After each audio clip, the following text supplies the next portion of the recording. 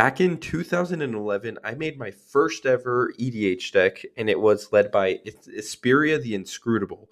It was an all flyers deck. I remember feeling so cool with my gravitational shift. I had these really cool cards called Squadron Hawk, a few others. There's Avon Mimeomancer, and I occasionally switched it out with Isperia Supreme Judge. But I just loved the idea of having a flying deck because I wanted to be an ornithologist at the time, which is a person who studies birds. And so I was happy to see the topic of this video, which was thanks to a comment left by Lee Sinmain S6Y on the Unpopular Pump Spells video, where they requested unpopular flyers. There are a lot of flyers in the game. And so I actually decided to do two parts for this video. One for kind of lower CMC flyers and one for higher CMC flyers. So this video today is dedicated for flyers with 5 CMC or greater. And then there will be one in the future for 0 through 4 CMC. So thanks so much, Lisa and Main, for the video request. Super excited to jump into this. I do apologize for my voice. I took the kids to a trampoline park last week, which is kind of a bad idea in the winter. And yeah, here I am paying for that decision. So hopefully my voice isn't too crazy in this. But with that being said, I'm going to jump into the honorable mentions for this. And the first one today is Norn's Choirmaster. And so Norn's Choirmaster is great because, I think Proliferate is just a very strong effect if you have a Proliferate focus deck. And so the fact that it counts whenever your commander enters or attacks, that can enable a lot of things, whether you're in a blink deck or you're just able to get your commander to attack multiple times. The next one brings back a lot of memories and was in that said Flyers deck, and it is Sunblast Angel, which destroys all tapped creatures when it enters. And yeah, I love this card. I haven't seen it played in years, but so much nostalgia when I see this. It always felt so great to cast this because it's usually a one-sided board wipe that my brothers never saw coming when I'd play this. Next up is Fear of Sleep Paralysis. This one costs 6 mana, and whenever an enchantment you control enters, and when you unlock a room, you tap a creature and put a stun counter on it, and stun counters can't be removed from permanents your opponents control. So as long as this stays on the battlefield, your opponent's creatures that have the stun counters on them will stay tapped forever. So super strong ability, even outside of tap-focused decks. If you're playing a lot of enchantments, then this can tap down and kind of keep at bay a lot of your opponent's threats. Next up is Nullspine Dragon, which is in 30,500 decks.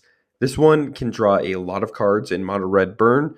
You can discard your whole hand and draw cards equal to the damage dealt to target opponent this turn. And so if you're dealing a lot of burn damage, especially in decks that are amplifying the amount of damage dealing, one, you can turn on a lot of discard multiple cards at the same time effect while also drawing up to double-digit cards. Next one is Angel of Suffering. This one is in 29,400 decks, and I think I've mentioned it before in the Unpopular Streets of New Capenna card, but it's pretty interesting if you are able to either protect this or if you personally want to mill your deck, or you could also just put this in a deck where you play a lot of Eldrazi, which kind of act as an insurance where people are dealing damage to you, and then you eventually mill one of the Eldrazi that then shuffle your graveyard back into your library. So if you're able to give Angel of Suffering some protection, then it's going to be very hard to mill you out. Next up is Angelic Skirmisher. I love the fact that this says at the beginning of each combat, and the options that you get of First Strike, Vigilance, or Lifelink for all of your creatures is super relevant. I love all of those options. Next up is a personal favorite of mine and one of the decks that I used to have, but I've since I haven't touched it in years. It's Essex Fractal Bloom, and it's the first time you would create one or more tokens during each of your turns. You may instead choose a creature other than Essex and create that many tokens that are copies of that creature. So the fact that you can create a token copy of any creature on the battlefield makes it so that you can now copy the best creature multiple times. So this card goes crazy with so many different things.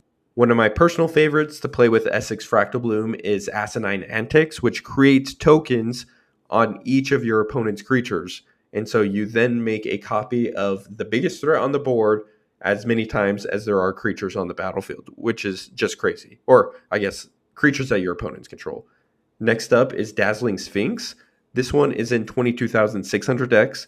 This is one of my favorite, I'd say, clone targets. It's super fun to have this ability resolve multiple times where you, when it deals combat damage, you roll until you hit an instant or sorcery and then you cast that for free. And so any of those type of effects like Nanogen Conversion, which transform all of your tokens and all of your creatures into a target creature, like I said, this is one of my favorites to do that with. Another honorable mention is Dream Trawler, which is in 20,000 decks. So this guy is pretty crazy, having flying lifelink, and then whenever you draw a card, it buffs itself +1/+0, and whenever it attacks, it also draws a card. But the thing that I think is always crazy about this is how easy it is to keep it alive, because you just discard a card and it gains hexproof until end of turn, and you tap it. And so you'll be drawing a lot of cards. It will get very strong. And then since you have so many cards in your hand, it doesn't hurt that much to discard it. It also does enable any discard friendly decks. Next up is one that I've covered before. It's Incinerator of the Guilty, which is now in 17,000 decks, which I think is like 2.5 times more than the last time that I talked about it. This guy is kind of like a board wipe if you're able to give it haste, especially where you can collect evidence X, and then when it deals that damage, which has trample, which is nice, it deals X damage to each creature and each planeswalker that player controls. And so I have wiped out boards or opponents' boards every single time that I've played this, and it just does absolutely so much work. And our last honorable mention is Wormfang Manta, which is in only 978 decks. So we're sub 1,000 with this guy. It's flying. When it enters, you skip your next turn. And when it leaves play, you take an extra turn after that one.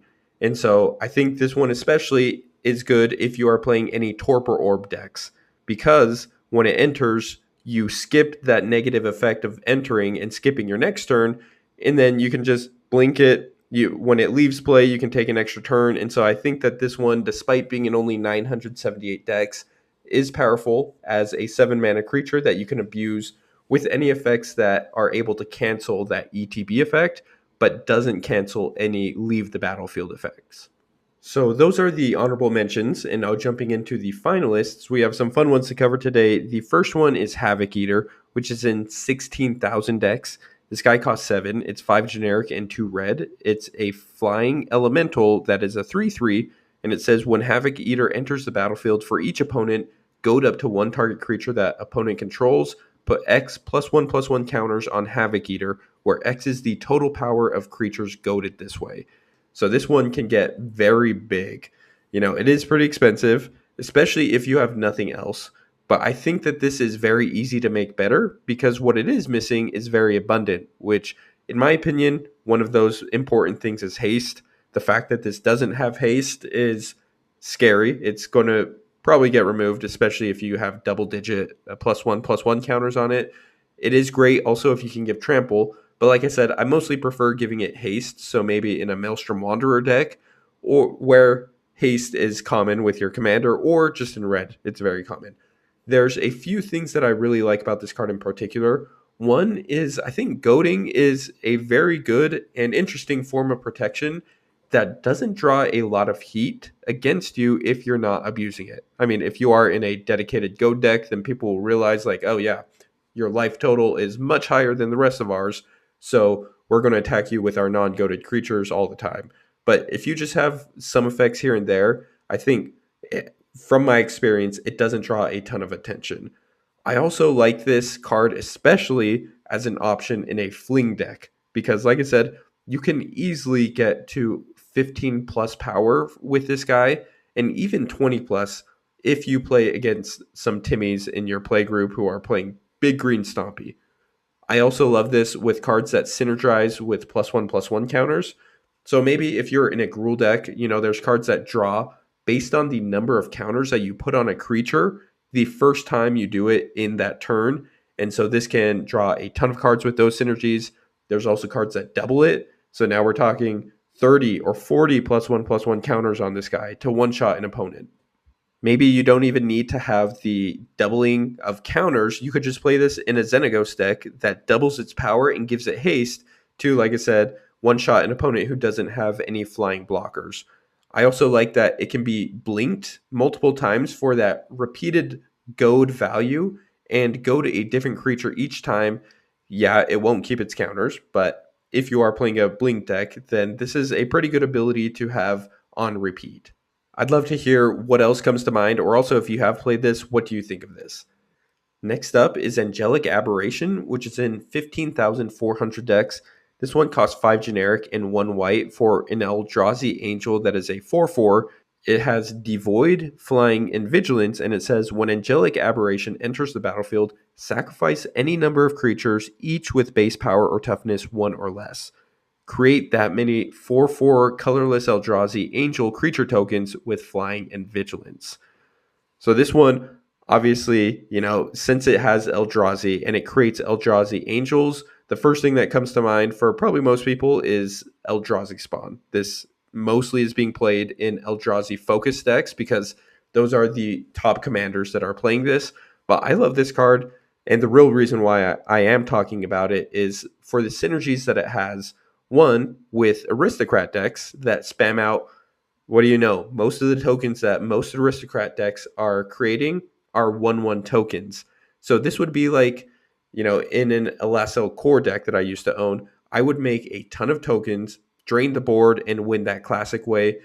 What is really relevant about this ability is the fact that it sacrifices those creatures instead of exiling them. So you can create a bunch of 1/1s, get the ETBs, get the sacrifice triggers, and then make 4/4 Eldrazi Angel tokens. And you can choose to either keep those around as blockers or just double up on the amount of sacrificing that you do. Next up, like I said, you get a ton of ETB effects, which can likely be doubled being in mono white. If you are in Boros Go Wide, you can probably deal a ton of damage with like Warstorm Surge effects or Terror of the Peaks or other things like that. I think that this could go crazy in a Tywakeen Perfect Shot Impact Tremors deck where, yeah, you have a lot of creatures, goblins, and then you just sacrifice them, create a ton of 4/4s, and then Tywakeen can increase the amount of damage that each of those angels are entering upon or dealing upon entering. Another thing is this could fit well in dedicated Angel and Eldrazi decks because, those are two very good and popular creature types. I think if anyone has played MTG Arena before, there are a ton of cards out there that gain life whenever an angel enters the battlefield. And so if you're able to get, let's say, 5 or 10 of these angels, that can possibly be gaining a lot of life. And then for the more narrow use cases, this does have Devoid, which synergizes with some cards. Like one of my previous videos was Spreading Plague, which I mentioned, where when this enters, if you're playing other colorless creatures, all of the colorless creatures will not die because they don't have a color to share with the creature entering the battlefield. And so, yeah, I think this card is much more viable than just dedicated Eldrazi decks, and it can be played in aristocrat decks as a mass sacrifice option, or also if you or your 1/1 weenie white token deck always struggles with blockers against flyers, then this could be an option to create and turn all of your tokens into 4/4 flyers to block or overrun the board that way. Next up, we have Requiem Angel, which is in 13,300 decks. So this costs 5 generic and 1 white for a 5/5 Angel with flying, and it says, whenever another non-spirit creature you control dies, put a 1/1 white spirit creature token with flying onto the battlefield. Okay, yes, it is one more aristocrat piece. I swear there's no more aristocrat synergy pieces that I will be mentioning in this video, but I do think that this card is very underrated with those said synergy pieces that I just mentioned. So it doesn't have any of the modern limitations that Wizards is throwing onto abilities these days.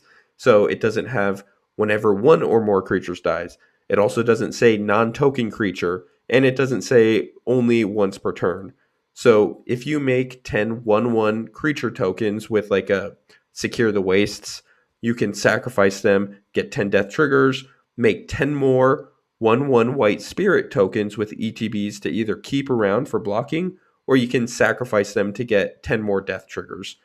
This is under $1. So if you are looking for a card that makes tokens upon creatures dying, the CMC, yeah, is high, but you will get immediate value with this card entering, because if someone tries to remove it, you can just sacrifice everything in response, and then you get what you needed from this card, which is doubling the amount of creatures that you can sacrifice to your aristocrat engines.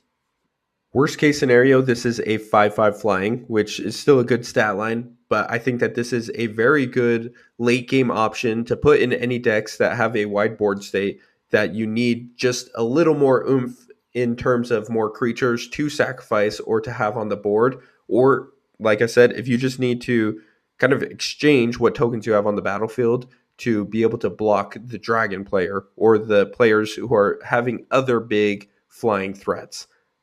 Before we jump into the next one, we're going to do our Patron Collector Booster giveaway for the month of February, where the winner can pick between an Edge of Eternities or a Baldur's Gate Collector Booster Pack. So let's spin and see. Let's go. Congrats, Ted S, on the win. I will be emailing you to ask for a shipping address, but thanks so much for your continued support. Next up, we have our last white flyer of the day. It is Sigarda's Vanguard, and this is in 13,300 decks. So this costs 4 generic and 1 white. It has flash and flying for a 3/3, and it says, whenever Sigarda's Vanguard enters the battlefield or attacks, choose any number of creatures with different powers. Those creatures gain double strike until end of turn. Okay, so there's a few things to unpack about this card, all of which I think are very strong. One, Flash is just super underrated. Yes, everyone does know that it's good, but I still find that Flash always catches people by surprise. People expect instants, yes, but very rarely do they expect a blocker to come out of nowhere on their turn. I love that it is an enters or attack clause, because it's just as good on your turn as it is on an opponent's turn. So I think that 3 things in particular make this ability very strong, and it's the clauses that are missing from the wording. First of all, it doesn't say creatures that you control. The second thing, it doesn't say attacking creatures. And the third thing, it doesn't say target creatures. So those are all very important, because the fact that it doesn't say creatures you control, you can bring this in, and any creatures that are attacking other opponents, you can give double strike to the most important ones to help take those players out. And then also, since it doesn't say attacking creatures, that means that you can bring this in, give Sigarda's Vanguard double strike to take out some of the people who are attacking you, as well as give other blockers on your team double strike to take out all of the people. And then, like I said, one more time, you could give double strike to a creature attacking player number 3. And that third option, where it doesn't say target creatures, it just says choose any number of creatures. So this can bypass or evade creatures that have hexproof, or also your own creatures that have shroud. So I love this card as an underrated politic piece, because you can give your opponent's creatures double strike and incentivize them to attack one of your opponents. It can also help with their Voltron commanders who have hexproof. You can, just throw in double strike to take out one of your other players. It has a lot of 2-for-1 potential in killing attackers coming at you, while also buffing attackers going at another player.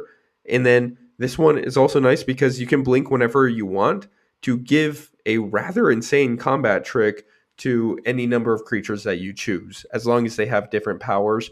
And then, like I said, I do love the fact that it says whenever it enters or attacks.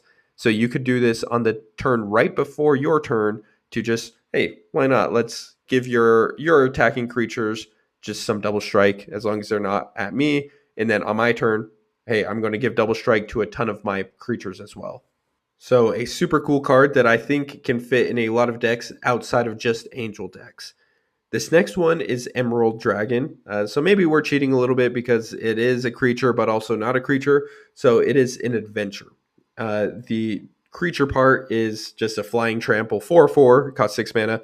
But Dissonant Wave is the instant that is tied onto this, and it says counter target activated or triggered ability from a non-creature source. I like this card for the unique ability in green, but I mean, in general, stifles are incredibly underrated and never really expected.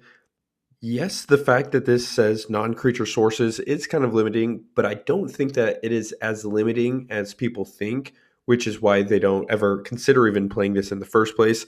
There are just so many enchantment and artifact threats out there, and those are threats because said activated or triggered abilities. There's so many common things out there. You could stifle someone's greater good activation, or maybe a Sterling Grove, or a Urza's Saga tutor. Heck, even a fetch land, but I mean, you don't include this in a deck to counter fetches for 3 mana, but I'm saying you could if you ever needed to. This can also protect you or your graveyard from graveyard hate like a Bajuka Bog. You could stifle Planeswalker activations or a Thassa bounce trigger. You could prevent some draw from a One Ring or a Spellslinger deck popping off with like a Double Vision or Arcane Bombardment.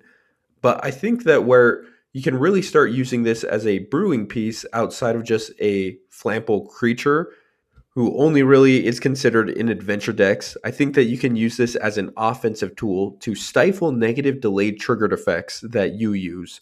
So, for example, you could stifle a sneak attack delayed trigger to sacrifice your creature, which would let you keep it permanently. You could also play this with red extra turn spells that say you lose the game at the end of your next turn. So, according to the rules of this card, if you counter a delayed triggered ability that triggers at the beginning of the next occurrence of a specified step or phase, that ability won't trigger again the following time that phase or step occurs. So you won't just lose the game when it's your next turn because you stifled that triggered ability, which would cause you to lose the game, and now it is gone forever. I personally think that there are so many more use cases that I'm not mentioning. I'm just scratching the surface in terms of powerful enchantments or artifacts or planeswalkers, but there's almost always guaranteed going to be a very powerful triggered or activated ability in a game from a non-creature source that you wish that you could stifle. And outside of that, I mean, green doesn't have a ton of flyers, and so if you do or are in the business for a flying trample 4/4, or you're in a dedicated adventure deck that could double this, then I think that, yeah, it's not a great creature per se, but it's not terrible. Yes, it is on the border of terrible, but I think once you add in the dissonant wave effect, that's where I definitely consider playing this in decks. I'd love to hear what you think of this, and if there are other offensive use cases that come to mind that aren't creature sources but still powerful, that you could stifle a negative effect of a card that you use, or also if there's just any other activations or triggered abilities of non creature sources your opponents use, that would be great to use this with. If you're enjoying this video, I have a bonus video in the description below where I cover 23 additional flyers that are 5 CMC or greater. I think that there's some super underrated gems in there. And for tier 2 and above patrons, I will be creating probably 4 or 5 of these bonus videos every single month where you can get access to a lot more of these creatures, kind of like a honorable mentions video. Next up, we have Thief of Blood, which is a 9,740 dex. So this costs 4 generic and 2 black for a flying vampire that is a 1/1, and it says, as Thief of Blood enters the battlefield, remove all counters from all permanents. Thief of Blood enters the battlefield with a +1/+1 counter on it for each counter removed this way. So this one is obviously a hate piece against some specific strategies. I mean, +1/+1 counter decks are abundant always. There's Planeswalker decks. This will just destroy all the Planeswalkers because they no longer have counters. You could reset sagas. So maybe you could debate that that is more of an offensive tool where you could play this in your dedicated saga deck and then get all of those triggers again. Or you could just reset an opponent who's about to get a final one. You could also use this offensively to remove finality counters on your own creatures so that you can then blink them and they're not exiled for good. You could remove counters on Dark Depths to get a Merit Lage token. There's just so many things, and I love the fact that it counts not how many creatures or permanents got a counter removed from it. It counts the total number of counters that were removed from them. So this could totally hose your friend who's always playing proliferate decks, or also anyone who plays Hydra decks. I will say as abilities are not the same as a when ability, which means Torpor Orb cannot prevent this from removing counters. So if anyone is not really familiar with this, As abilities are replacement effects which alter how a creature enters play and are not the same as triggered abilities, which is when it says when because it enters the battlefield and then it goes onto the stack. So as abilities evade the stack in the first place. So if an opponent has an Elish Norn Grand Cenobite on the battlefield, this will not die to the -2/-2 before it can get counters on it because it enters with those counters on it already. This also cannot be stifled because it doesn't go on the stack. This is exactly how clones work as well. And even though they don't have the explicit word as in the card, Hydras work similarly because if they said when, they would die by the fact that they are 0/0s before their ability to put counters on them even resolved. So this wording is kind of relevant for other abilities. For example, like a Gold Vein Hydra with X equals 4 would trigger Garrick's Uprising's draw trigger because it enters with the counters on it. So it enters as a 4/4. However, Hydras created by Zaxara the Exemplary would not trigger Garrick's Uprising because they don't enter with the +1/+1 counters on them. They enter as a 0/0, then get the +1/+1 counters put on them as part of the order resolution of Zaxara's ability. So it's kind of confusing, but if you are new to MTG, there's so many interesting use cases where you can or find use cases for a card because of the inclusion or the absence of specific words. All right, we're kind of already in this wording rabbit hole, so I'm going to give one more example. I mentioned as abilities are how clones work. So as a tip for new players, if you are playing a clone deck, you do not have to declare what you're cloning when you cast it. So declaring your intentions to maybe copy a huge threat upon casting it can just increase the likelihood of it getting countered.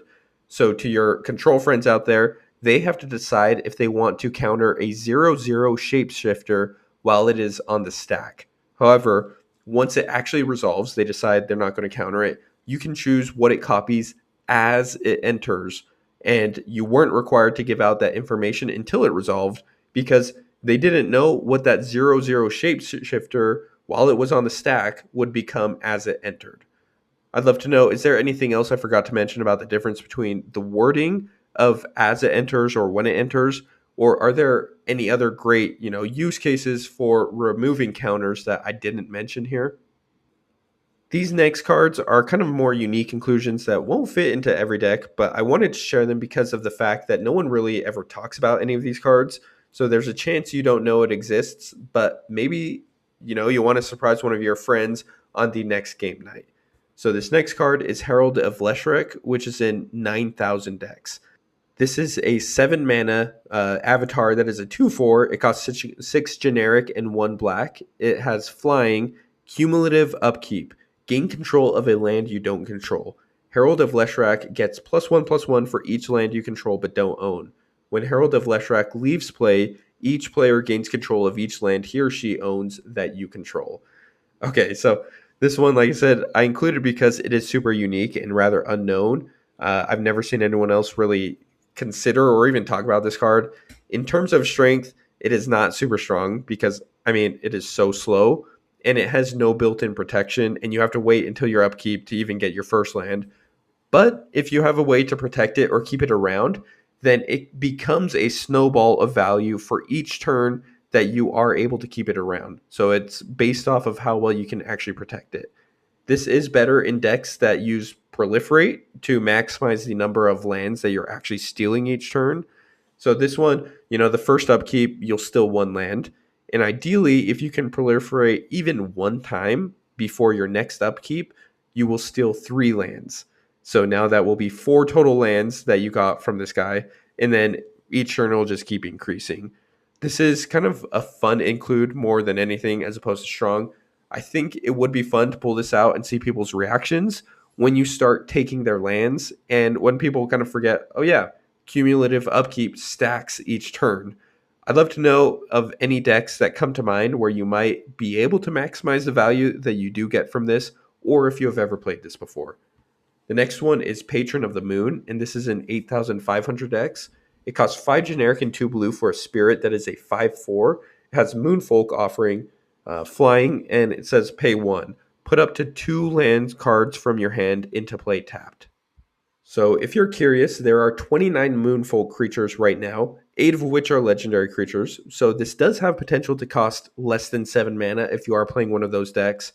While Moonfolk decks are obviously the main ones kind of playing this, I personally love this in any deck focused on unlimited hand counts and that tend to draw a ton from their library. So if I'd known about this when I had my Kodama and my Elegith deck, I probably would have included this in there. I made those two as partners because Elegith can draw an insane number of cards, and Kodama can put a bunch of lands onto the battlefield with his ability. This could also be interesting as like a mono blue landfall enabler for getting 2 triggers or 2 landfall triggers each turn or every time you're able to pay the 1, so long as you have a big enough hand to be dumping 2 lands every time you pay 1. We have 2 more. This next one is Arbiter of the Ideal, which is in 4,810 decks. This costs 4 generic and 2 blue for a Sphinx that is a 4/5 with flying, and it has Inspired. It says whenever Arbiter of the Ideal becomes untapped, reveal the top card of your library.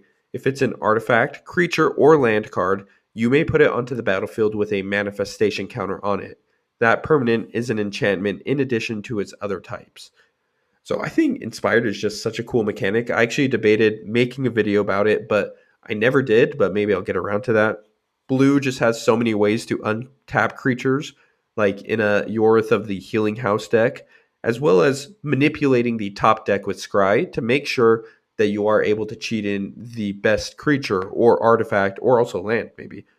There's also a card, I'm not sure if anyone has ever really heard about it. It's called Intruder Alarm. I've never really seen this one played. It's kind of a tough card to break, but maybe with a vehicle for crewing and Intruder Alarm, that could maybe do something. But I mean, who even has ever seen or cared about Intruder Alarm in the first place? I also think that this card is interesting because while it cares about non-enchantments, it does trigger constellation effects. So the permanent that you will be an enchantment as it enters the battlefield and will cause constellation abilities of those permanents you control to trigger. That is part of the rulings of this card as well. Some of the top commanders playing this are like Unesh Cryosphinx Sovereign, which is absolutely by far the top one playing this. And then after that, all of the others are in less than 200 decks. So some of those are Arkelos Lagoon Mystic, also Princess Yue, Derevi Imperial Tactician is 6th, and only has 83 out of 10,800 decks that are playing this. Our last card of the day is Kapsho Kitefins, which is in only 1,760 decks. This costs 4 generic and 2 blue for a 3/3 flying fish, and it says whenever Kapsho Kitefins or another creature enters the battlefield under your control, tap target creature and opponent controls. So I started playing this when I made a Hilda of the Icy Crown deck when Wilds of Eldraine first released. It performed so well in general that I started to put it in other decks like Council of Four and a Volo Guide to Monsters deck. And this guy always just does so much work. I do love it in Council of Four because I usually create tokens on each turn from other people just doing their thing. They play their game plan, and then I end up getting to create tokens from them. And I can tap down a scary attacker or open up someone to attacks by tapping down their blockers. So the fact that it triggers for any creature you control, including tokens, is just super powerful. It's also a free crime committer for any decks that care about crimes. Or, crimes are typically limited to once each turn, so it's a good way to get crimes on other opponents' turns as well. Outside of Hilda playing this, some of the other top commanders are like Eluge the Shoreless Sea, there's Zinnia Valley's Voice, and Morska Undersea Sleuth. That one kind of surprised me. I'd love to hear what the thinking is behind that in Morska, probably to increase the chances of like dealing damage with your commander by blocking or tapping blockers. I'm not sure. But I do know that it is expensive at 6 mana, so most people probably won't ever even consider playing it. But if you do have access to creating a lot of tokens and have room for this kind of effect, then absolutely try it out, and I'd love to know what you think. All right, that was kind of a long video, but that was some of the unpopular flyers that I wanted to share that are 5 CMC or greater. There are literally so many flyers out there that is very hard to give shout outs to so many great ones out there. But let us know in the comments below if there are any favorites that you do have. And also be on the lookout for one in the future where I cover lower CMC flyers. But yeah, drop a comment what you'd like to see next, and the top pinned and top liked comment will become a video in the future. So thanks for being here, and we'll see you next time.